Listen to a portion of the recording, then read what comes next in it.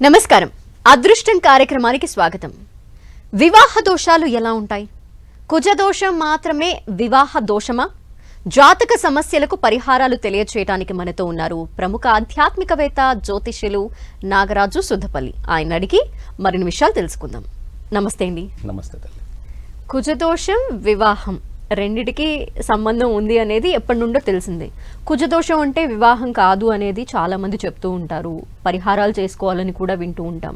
అంటే కుజదోషాన్నే వివాహ దోషం అని కూడా అంటారా, లేదంటే ఏంటి? గురుభ్యో నమః. ఇక్కడ కుజదోషం అనేటువంటిది అంటే కుజదోషం ఒక్కటే వివాహ దోషం కాదండి. చాలా దోషాలు కూడా వివాహానికి సంబంధించినటువంటి దోషాలు ఉంటాయి. ఇక్కడ కుజదోషం అనగానే జనరల్గా మనందరికీ తెలిసిందే, జనరల్గా చెప్పేస్తారు అనమాట. వివాహం లేదన్న సమస్య ఉందనుకోండి, కుజదోషం ఉండటం వల్ల ఇలా జరిగిందని చెప్తూ ఉంటారు. కానీ ఒక కుజుడే దోషాన్ని ఇవ్వడు. శుక్రుడిస్తాడు, బుధుడిస్తాడు, శనిస్తాడు. అలాగా నవగ్రహాల్లో మనం చెప్పుకునేటువంటి నవగ్రహాలన్నీ కూడా వివాహ దోషాన్ని ఇస్తాయి. ఎలా అంటే ఇప్పుడు శుక్రుడు మేషలగ్నానికి ఉదాహరణకి సప్తమ స్థానాధిపతి అయి 12వ ఇంట్లో ఉన్నాడు అనుకుందాం. ఖచ్చితంగా అది వివాహ దోషమే. ఉచ్చ అయినప్పటికీ కూడా అంటే వివాహం అవుతుంది, కానీ తర్వాత కాలక్రమంలో వాళ్ళు త్వరగా వివాహంలో ఇబ్బందులను ఎదుర్కొనేదానికి అవకాశం ఉంటుంది.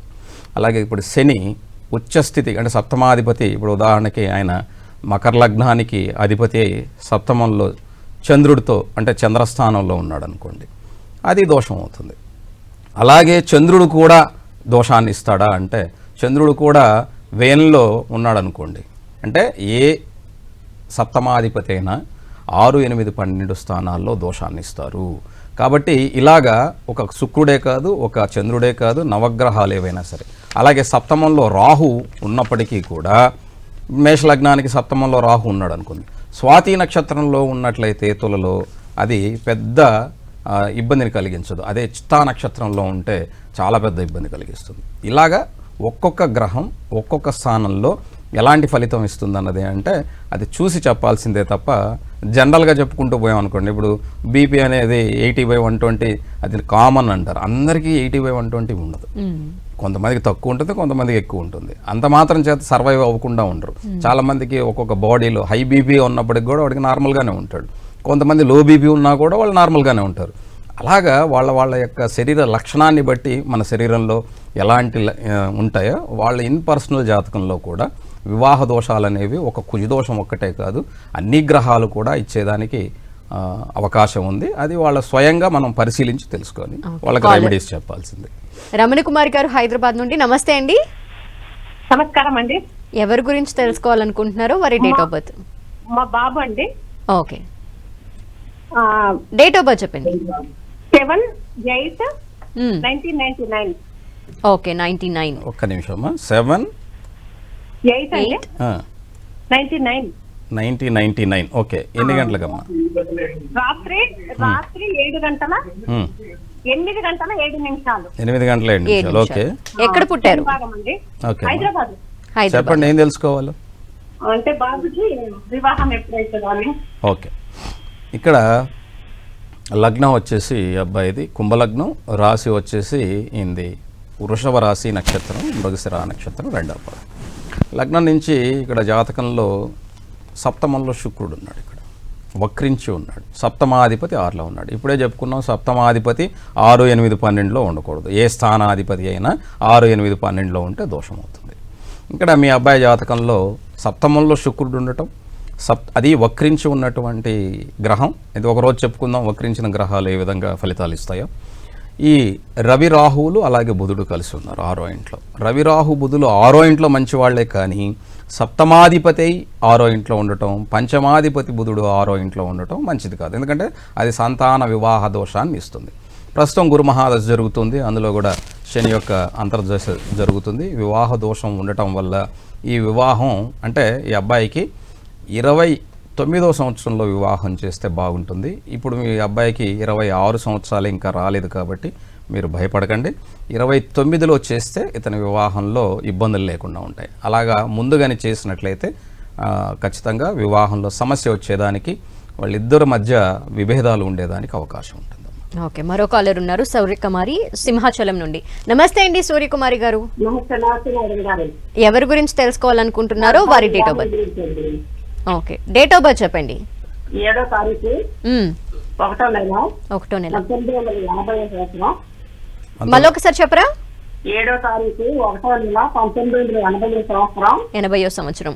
అలాగే 6:03 విశాఖపట్నంలో పుట్టాడండి. ఓకే, చెప్పండి తల్లి. ఆ అబ్బాయికి వివాహం అవలేదు గురువు గారు. అందరూ బయటపడుతున్నాము అన్నాను. అది ఏం దోషాలో తెలియడం లేదండి. మాకు అలాంటి దోషాలు తీసుకోవాలి రాదు. అలాగే అమ్మా, చెప్తాను. ఇక్కడ లగ్నం వచ్చి ధనుర్లగ్నం, రాశి సింహరాశి, నక్షత్రం పుబ్బా నక్షత్రం 1వ పాదం. మీరు ఇచ్చిన 7 జనవరి 1980. ఇక్కడ జన్మ 80 1980. ఓకే, సంపూర్ణమైనటువంటి కాలసర్పయోగం ఉన్నది. అలాగే జన్మజాతకంలో ఈ సంపూర్ణమైనటువంటి కాలసర్పయోగం ఉండటం, సప్తమాధిపతి అయినటువంటి బుధుడు ఇక్కడ జాతకంలో రవితో చేరి ఉన్నాడు. కాబట్టి ఈ రాహుదశ జరుగుతూ ఉన్నది. రాహులో చంద్రరాహుల యొక్క కలయిక ఉన్నది. అందులో ఇప్పుడు రాహులో గురువు జరుగుతున్నది. ఈ గురువు కూడా ఆ రాహుతోనే కలిసి ఇక్కడ ఉన్నటువంటి జాతకం. అయితే ఈ జాతకంలో వివాహానికి కారణం ఒక వివాహం ఒకటే కాదు, కుటుంబ సంబంధమైనటువంటి విషయాలతో పాటుగా చాలా రకాలైనటువంటి ఇబ్బందులు దానికి గల కారణం. కాబట్టి ఈ రాహు మహాదశ ఉంది కాబట్టి ఈయనకి వివాహం కాదని నేను చెప్పను, కానీ కాకపోతే వివాహం అయినా కూడా సమస్యలు ఉన్నాయి.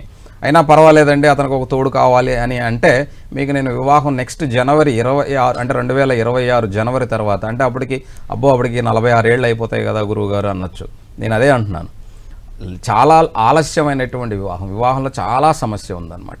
అది తీరాలి అంటే ఇంకా మీరు ఎన్ని చేసినా అది అవ్వదు.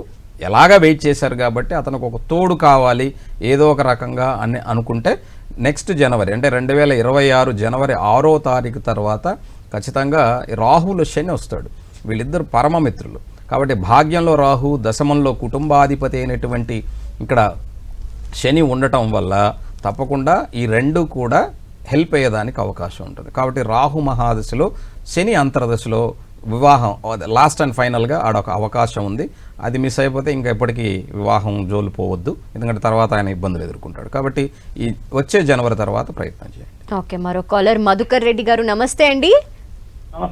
ఎవరి గురించి తెలుసుకోవాలనుకుంటున్నారో వారి date of birth. Okay, date of birth చెప్పండి. 11/11/94. ఓకే, టైం అండి? మార్నింగ్ 8:50. ఓకే, ఎక్కడ జన్మించారు? బాంబేలో. చెప్పండి సార్, ఏం తెలుసుకోవాలనుకుంటున్నారు? Okay, okay. ఈ అబ్బాయి లగ్నం వచ్చి సింహ లగ్నం, రాశి వచ్చేసి ఈ అబ్బాయిది కర్కాటక రాశి అండి. ఆశ్లేష నక్షత్రం 2వ పాదం. లగ్నంలో శుక్రుడు, 3వ ఇంట్లో గురు రాహులు, అలాగే అష్టమంలో శని వక్రించి ఉండటం, అలాగే 9వ ఇంట్లో కేతు, 10వ ఇంట్లో కుజుడు, లాభంలో రవి బుధులు, అలాగే చంద్రుడు 12వ ఇంట్లో స్వస్థానంలో ఉన్నటువంటి జాతకం. ఇక్కడ 3 గ్రహాలు స్వస్థానంలో ఉన్నాయి, శని, అలాగే చంద్రుడు, బుధుడు. రవి బుధుల యోగం ఏకాదశంలో ఉంది. ఏకాదశంలో సూర్యుడు సర్వదోషాలను పోగొడతాడని శాస్త్రం చెబుతుంది. అయితే ఇక్కడ ధనాధిపతి, లాభాధిపతి అయినటువంటి బుధుడితో కూడా లగ్నాధిపతి చేరి ఉండటం వల్ల, అందులో లగ్నంలో శుక్రుడు ఉండటం వల్ల మీ వాడికి అన్ని విధాల శారీరకంగా చూడటానికి కానీ అన్ని విధాల బాగుంటాడు. అయితే ఇక్కడ వివాహ స్థానాధిపతి అయినటువంటి శని జాతకంలో వివాహ స్థానంలో కూడా ఉన్నాడు, స్వస్థానంలోనే ఉన్నాడు ఆయన. దానివల్ల వచ్చే భార్య చాలా స్ట్రాంగ్ అయిన పర్సనాలిటీ వస్తుంది. ఇప్పుడు ఎలా అంటే కలెక్టర్ అయినటువంటి భార్య వస్తే భార్యకి డ్రైవర్గా ఉండటం చాలా ఈజీ, కానీ మనం డ్రైవింగ్ అంటే నేను చెప్పేది ఏంటంటే ఆమెని కంట్రోల్ చేయకుండా ఆమెతో పాటు మనం ఫాలో అయితే వాడి జీవితం బాగుంటుంది. అలా కాకుండా భార్య నా కంట్రోల్లో ఉండాలి అనుకున్నాడు అనుకోండి మీ వాడి జీవితం పాడు చేసుకుంటాడు. ఈ ఒక్క చిన్న లాజిక్ గుర్తుపెట్టుకుంటే జాతకంలో ఎటువంటి దోషం లేదు, తన భవిష్యత్తుని అందంగా తీర్చిదిద్దుకునేదానికి అవకాశం ఉన్నది.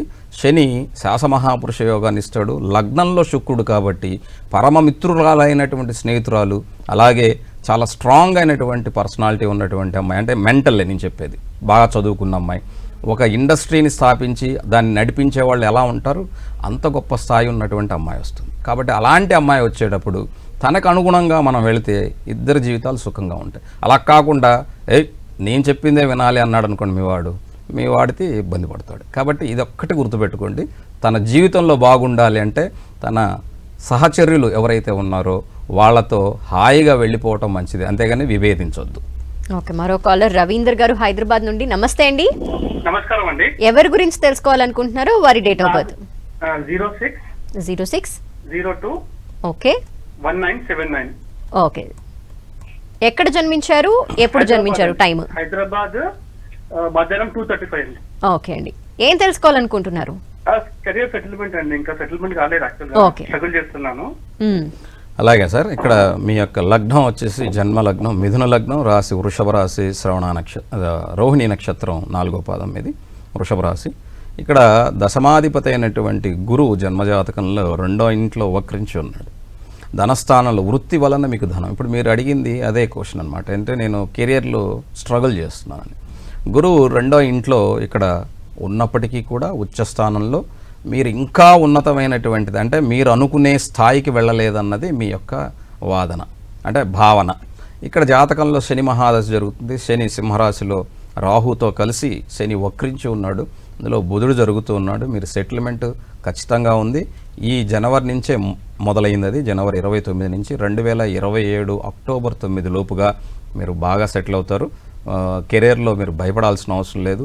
ఇప్పుడున్నటువంటి పరిస్థితుల్ని దృష్టిలో పెట్టుకొని మీరు ఉన్న చోట ఉండటం మంచిది, అంతే తప్ప మీరు ఇంకో చోటికి మారిపోదామని అనుకోవద్దు. ఇప్పుడైతే దయచేసి ఉన్న చోట్లోనే ఉండండి. కాకపోతే బెటర్మెంట్ కోసం వెయిట్ చేయండి, కానీ సమయం అయితే బాగుంది, భయపడకండి. ఓకే, నాగరాజు గారు, ఇప్పుడు మనం కుజదోషం గురించి మాట్లాడుకుంటున్న నేపథ్యంలో కుజదోషాల్లో కూడా రకాలు ఉంటాయంటారా? ఎందుకంటే కుజుడు వచ్చేసి జన్మజాతకంలో 2వ స్థానంలోను 4వ స్థానంలోను 7, 8, 12 స్థానాల్లో కుజుడు దోషాన్ని ఇస్తాడు. కుజుడుకున్న లక్షణం ఏమిటంటే ఆయన కారకో భావనాశాయ అంటారు. అంటే ఆయన ఏ స్థానంలో ఉంటే ఆ స్థానాన్ని చెడగొట్టేస్తాడని చెప్తారు. కానీ మిత్రులతో ఉన్నప్పుడు, అంటే చంద్రుడు గురువు లాంటి వాళ్ళతో చేరి ఉన్నప్పుడు అది గొప్ప యోగాన్ని ఇస్తుంది. అయితే ఇక్కడ జన్మజాతకంలో 2వ స్థానంలో ఉంటే అదొక దోషం, కుజ దోషం. ఎలా అంటే కుటుంబంలో ఉన్న వాళ్ళతో ఎప్పుడు వీళ్ళకి కొంచెం నోరు ఎక్కువ అని చెప్తారనమాట. అంటే సరిగ్గా మాట్లాడటం రాదు, రోషంగా మాట్లాడతారు, అది కూడా దోషమే. అలాగే 4వ స్థానంలో ఉన్నట్లయితే కుజుడు అది విద్యలో ఆటంకాలని కలిగిస్తుంది, లేదా తల్లితో విభేదాన్ని కలిగించేదానికి అవకాశం ఉంటుంది. అదే కుజుడు 4కి అధిపతి 8వ ఇంట్లో ఉంటే తల్లికి శత్రువు అయిపోతారు. అంటే ఎంత ప్రేమ మనం తల్లికి చూపిస్తున్నా ఇంకొక బిడ్డ మీద ఆమెకు ప్రేమ ఉంటుంది, వీడిని పట్టించుకోరనమాట. అట్లా. అలాగే సప్తమంలో ఉంటే వివాహ దోషం, అష్టమంలో ఉంటే అది మాంగళ్య దోషం, 12వ ఇంట్లో ఉంటే అది మృత్యు దోషంగా, ఇలా రకరకాలుగా కుజ దోషాన్ని చెప్తారు. మృత్యు దోషం అంటే చనిపోవటమే కాదు, విడిపోవటం కూడా. ఎందుకంటే అది ప్రాక్టికల్గా నిజ జీవితంలో మనం చూసినప్పుడు అది అర్థమవుతుంది. అంతే తప్ప శాస్త్రం అందరికీ ఒకలాగా ఉండదు. అక్కడ ఉన్నటువంటి ప్రతి డిగ్రీని అలాగే ప్రతి నక్షత్రాన్ని మనం క్యాల్కులేట్ చేసి చెప్పాల్సి ఉంటుంది. ఓకే, కస్తూరి విజయవాడ నుండి ఉన్నారు. కస్తూరి గారు, ఎవరి గురించి తెలుసుకోవాలనుకుంటున్నారు? వారి డేట్ ఆఫ్ బర్త్ అండి ఏప్రిల్ 15 1991. టైం అండి? మధ్యాహ్నం 12 ఓకే, ఎక్కడ జన్మించారు? ఓకే, ఏం తెలుసుకోవాలనుకుంటున్నారు? అలాగమ్మా, ఇక్కడ జన్మజాతకంలో మీ అమ్మాయిది కర్కాటక లగ్నం, రాశి వచ్చేసి ఇది మేషరాశి, నక్షత్రం అశ్విని నక్షత్రం 3వ పాదం. లగ్నంలో గురువు హంస మహాపురుష యోగాన్ని, అలాగే 6వ ఇంట్లో రాహు, 7వ ఇంట్లో శని శాస మహాపురుష యోగాన్ని, అలాగే 10వ ఇంట్లో రవి బుధుల యొక్క యోగము ఉన్నది. అలాగే చంద్రుడు కూడా మేషరాశిలో ఉన్నాడు. లాభంలో శుక్రుడు, 12వ ఇంట్లో కుజకేతువులు ఉన్నటువంటి ఈ జాతకం. ఈ జాతకంలో పంచమ దశమాధిపతి అయినటువంటి కుజుడు వ్యయంలో ఉన్నందువల్ల, కేతువుతో ఉన్నందువల్ల ఇక్కడ దోషానికి గల కారణం అంటే ఈ జాతకంలో సంతాన దోషాన్ని ఇస్తుంది. అలాగే వృత్తిలో ఇబ్బందులు, అంటే ఒక దాంట్లో అవకాశం ఉంటే, అంటే ఉద్యోగం ఉందనుకోండి, ఎందుకంటే లగ్నాధిపతి అయినటువంటి చంద్రుడు, ధనాధిపతి అయినటువంటి రవి, వ్యయ పరాక్రమాధిపతి బుధుడు అక్కడ 10వ ఇంట్లో ఉన్నందువల్ల వృత్తిలో కానీ అమ్మాయికి, అంటే ఒక ఉద్యోగం ఉన్నదనుకోండి, లేదా తను చేసే పనిలో సక్సెస్ ఉందనుకోండి, అది వివాహంలో ఇబ్బంది కలిగి, అంటే సంతానంలో దోషాన్ని ఇస్తుంది. దానివల్ల సంతానం ఆలస్యం అవుతుంది. ఆలస్యం అవ్వాలంటే వివాహం ఆలస్యం అవ్వాలి. ఇప్పుడు ఆల్రెడీ 24 సంవత్సరాలు, అంటే 91 అంటే 34, 33 సంవత్సరాలు అయిపోయింది. కాబట్టి ఇక్కడ చంద్రమహాదశ జరుగుతుంది, అందులో కూడా శని యొక్క అంతర్దశ జరుగుతుందమ్మా. ఈ పాప జన్మజాతక రీత్యా వివాహానికి యోగమైనటువంటి రోజులే. ఇప్పుడు భయపడకండి. 2026 మార్చి నాటికల్లా, అంటే ఈ కార్తీక మాసంలో ఖచ్చితంగా వివాహం అయ్యేదానికి అవకాశం ఉంది. భయపడకండి. ఓకే, మరో కాలర్ రమేష్ నంద్యాల నుండి. నమస్తే అండి. నమస్తే మేడం. ఎవరి గురించి తెలుసుకోవాలనుకుంటున్నారో వారి డేట్ ఆఫ్ బర్త్. నా గురించి ఓకే, డేట్ ఆఫ్ బర్త్ చెప్పండి. మేడం డేట్ ఆఫ్ బర్త్ వచ్చేసి 13/6/1980. 80. ఓకే, టైం అండి? 1985. 85. ఓకే, టైం చెప్పండి. అది 13 అర్ధరాత్రి 12:10 ఆ మధ్యలో అని చెప్పారు మేడం. ఓకే, తెల్లవారితే అది 14గా, తెల్లవారితే 14. అప్పుడు 14గే చెప్పాలి మాకు. 14వ తారీఖు. ఓకే, చెప్పండి. అదే స్వామి, అదే జాతకరీత్యా ఎలా ఉంటుంది? ఈ జన్మ లగ్నం వచ్చేసి మీది కుంభలగ్నం. మీరు ఇచ్చినటువంటి డేట్ ఆఫ్ బర్త్కి మేషరాశి నక్షత్రం, అశ్విని నక్షత్రం 2వ పాదం, 3వ స్థానంలో చంద్రుడు, శుక్రుడు, రాహు, 4వ ఇంట్లో రవి, పంచమంలో బుధకుజులు, అలాగే జాతకంలో 9వ ఇంట్లో శని వక్రించి కేతువుతో, 12వ ఇంట్లో గురువు వక్రించి మకర రాశిలో ఉన్నటువంటి జాతకం. ప్రస్తుతం కుజమహాదశ జరుగుతుంది. ఈ కుజుడు మీకు దశమ పరాక్రమాధిపతి, పంచమ స్థితిలో బుధుడితో కూడా ఉన్నందువల్ల ఈ జాతకంలో ఈ కుజమహాదశ అంతా కూడా మీరు స్ట్రగుల్ చేస్తూ ముందుకు వెళ్లాల్సి ఉంటుంది. అది స్నేహితులతో అయినా సరే, మీరు పనిచేసే చోట్లైనా సరే. కాబట్టి మౌనం చాలా మంచిది. దయచేసి మీరు నోరివ్వకండి. నోరివ్వటం అంటే ఎవరన్నా ఏదన్నా అంటే నవ్వి వెళ్ళిపోండి అంతే తప్ప, మీరు అడ్డం తిరుక్కున్నారనుకోండి అది మీకు చేటు చేస్తుంది. కాబట్టి దయచేసి సహచర్యులతో కానీ, అంటే స్నేహితులతో కానీ, మీరు పనిచేసే చోట్లో కానీ, ఎక్కడైనా ఏదైనా ఒక చిన్న అవమానమైనా సరే నవ్వి వెళ్ళిపోండి దయచేసి. ఈ 7 సంవత్సరాలు మీరు అలా ఉంటే ఓపికగా మీరు చాలా ఉన్నతమైన స్థితికి వెళ్ళేదానికి, మీ భవిష్యత్తుని తీర్చిదిద్దుకునేదానికి అవకాశం ఉంటుంది. లేదంటే మాత్రం దాన్ని పాడు చేసుకుంటారు. ఓకే, మరో కాలర్ ఉన్నారు. శ్రీనివాస్ నిర్మల్ నుండి. నమస్తే అండి శ్రీనివాస్ గారు. చెప్పండి మేడం. డేట్ ఆఫ్ బర్త్ చెప్పండి. మా బాబు గురించి madam. Okay, date of birth. 27/10/2000. Okay, time అండి? 2000 మధ్యాహ్నం 12:42.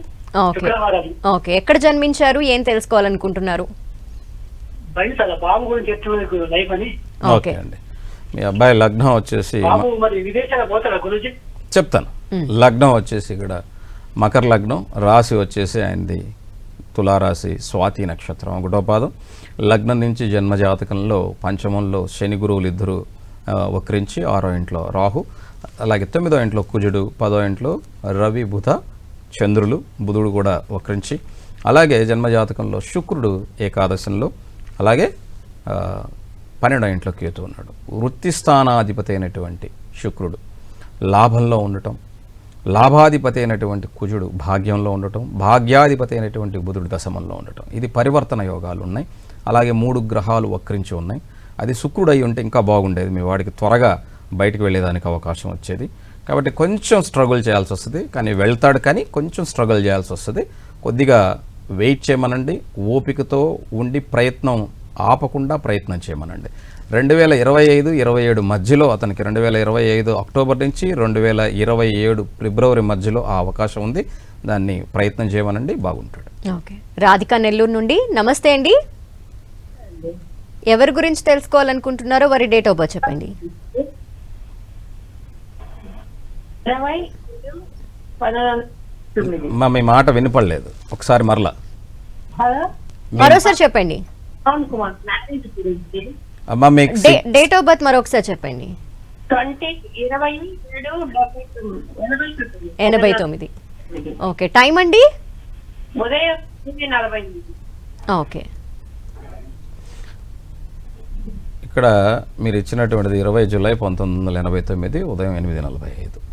లగ్నం వచ్చేసి సింహలగ్నం, రాశి వచ్చేసి మకర రాశి, నక్షత్రం శ్రవణ నక్షత్రం 4వ పాదం. లగ్నంలో శుక్రకేతువుల యొక్క కలయిక, 5వ ఇంట్లో శని వక్రించి, 6వ ఇంట్లో చంద్రుడు, 7వ ఇంట్లో రాహు, అలాగే ఏకాదశి గురు, 12వ ఇంట్లో రవి, బుధ, కుజులు. ఇక్కడ కుజుడు జాతకంలో 4వ స్థానానికి, అలాగే 9వ స్థానానికి అధిపతి అయి 12లో ఉన్నాడు.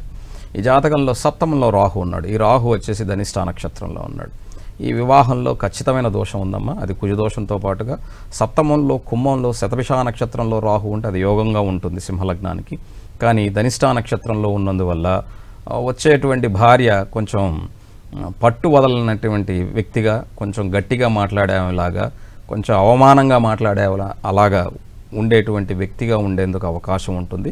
కాబట్టి కొంచెం మీకు తెలిసిన వాళ్ళైతే బాగుంటుంది, లేకపోతే దూరం నుంచి తెచ్చుకునే సంబంధం అయితే అన్నీ చూసి ఆలోచించుకొని చేయండి. ప్రస్తుతం గురు మహాదశ జరుగుతుంది. గురువు బాగానే ఉన్నాడు. జాతకంలో ఏకాదశంలో పంచమాధిపతి అలాగే అష్టమాధిపతి ఏకాదశంలో ఉన్నాడు కాబట్టి అది బాగానే ఉంది. అందులో కూడా శుక్రుడు జరుగుతూ ఉన్నాడు.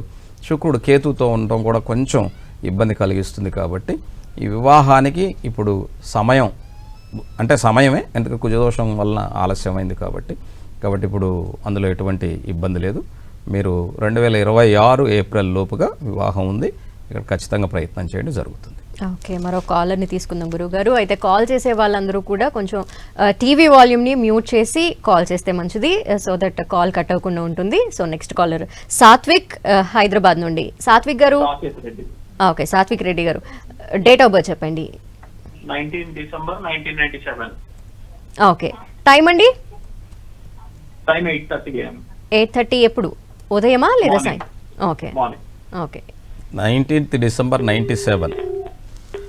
ఓకే, ఇక్కడ లగ్నం వచ్చేసి ధనుర్లగ్నం, రాశి సింహరాశి, నక్షత్రం మఖా నక్షత్రం 1వ పాదం, లగ్నంలో రవి, 2వ ఇంట్లో కుజ శుక్ర గురువులు, 3వ ఇంట్లో కేతు, 4వ ఇంట్లో శని, 9వ ఇంట్లో చంద్రరాహులు, 12వ ఇంట్లో బుధుడు వక్రించి వివాహ దోషం ఉన్నది. ఇక్కడ కుజదోషంతో పాటుగా సప్తమాధిపతి వ్యయంలో ఉండటం దోషం. కాబట్టి ఈ దోషాలు ఉన్నాయి కాబట్టి తప్పకుండా వివాహం ఆలస్యం అవుతుంది. అందులో కూడా రవి మహాదశ జరుగుతుంది, అందులో రాహు యొక్క అంతర్దశ జరుగుతుంది. ఒకవేళ వివాహానికి సంబంధించి అయితే మాత్రం కొంచెం వెయిట్ చేయటం మంచిది. అలాగే దశమాధిపతి కూడా వ్యయంలో ఉన్నాడు కాబట్టి ఇక్కడ వివాహం ఆలస్యం అవుతున్నందువల్ల వృత్తిలో ఖచ్చితంగా ఉద్యోగం అనేది ఉంటుంది. ఆ ఉద్యోగ ప్రయత్నంలో ముందుకు వెళితే బాగుంటుంది. ఓకే, అయితే గురు రాహుల కలయిక అనేది మంచిదేనా కాదా అనే సందేహం ఉంది గురువుగారు, దీని గురించి. గురు రాహువులు అనేటువంటిది జన్మజాతకాల్లో గురువు చెడ్డవాడు కాదు, కానీ ఎక్కడున్నా కూడా మేలు చేస్తాడు. కానీ రాహు అనేటువంటి గ్రహం అంటే ఇప్పుడు గురువు జ్ఞాని, రాహు ఎమోషన్స్. కాబట్టి చెడ్డ ఎమోషన్స్ జ్ఞానంతో కలిస్తే ఆ జ్ఞానాన్ని ఆపేస్తాయి. కాబట్టి ఇది అక్కడ అర్థం. కాకపోతే మన వాళ్ళు ఏం చెప్తారంటే గురు చండాల యోగం అని. తప్పు, గురువుకి చండాల యోగం ఉండదు. గురువు ఒక చండాలుడితో కలిసినప్పుడు ఆ గురువుని కూడా తప్పు పడతాం. అంటే ఒక గంజాయి వనంలో తులసి మొక్క ఉంటే దాన్ని కూడా మనం గంజాయి వనంలో తులసి మొక్క అంటారు. అలాగా గురువుని ఎప్పుడూ కూడా తప్పుగా చూడకండి. రాహు కలయిక ఉండటం వల్ల అది ఎన్ని డిగ్రీల దూరంలో ఉంది, అది ఎంత దగ్గరగా ఉంది, ఇద్దరూ కలిసి ఒకే నక్షత్రంలో ఉన్నారా అన్నది మనం ఆలోచించాలి. గురు రాహుల యొక్క కలయిక ఉన్నటువంటి వాళ్ళు చాలా తెలివిగా ఉన్నప్పటికీ కూడా ఎమోషన్స్లో నెగిటివ్ ఎమోషన్స్ ఉంటాయి ఆ రాహు వల్ల. దానివల్ల వాళ్ళు ఆ గుడ్ అనేటువంటి దాన్ని తీసుకోలేక సతమతం అవుతూ ఉంటారు. కాబట్టి ఈ రెండింటి వలన మంచిదా చెడ్డదా అంటే అది చెడ్డదనే చెప్పాలి. ఎందుకంటే గురువు చెడు చేయడు, రాహు యొక్క స్థితి అక్కడ ఇబ్బంది కలిగిస్తుంది. ఆ ఉన్న స్థానాన్ని బట్టి ఎటువంటి లక్షణం ఉందో మనం చెప్పాల్సి ఉంది. ఓకే గురుగారు, ఈరోజు కుజదోషం గురించి మాట్లాడుకున్నాం, అనేక మంది కాలర్స్తో కూడా మీరు మాట్లాడారు. సో రేపు ఏ టాపిక్ గురించి మాట్లాడుకోబోతున్నాం? ఈ కుజదోషానికి సంబంధించినటువంటి పరిహారాలు ఎలా ఉంటాయి వాటి గురించి మనం తెలుసుకుందాం రేపు. మళ్ళీ ఇంకొక షోలో తిరిగి కలుద్దాం. అంతవరకు నమస్తే. ఇది ఇవాల్టి అదృష్టం కార్యక్రమం. చూస్తూనే ఉండండి 10 TV.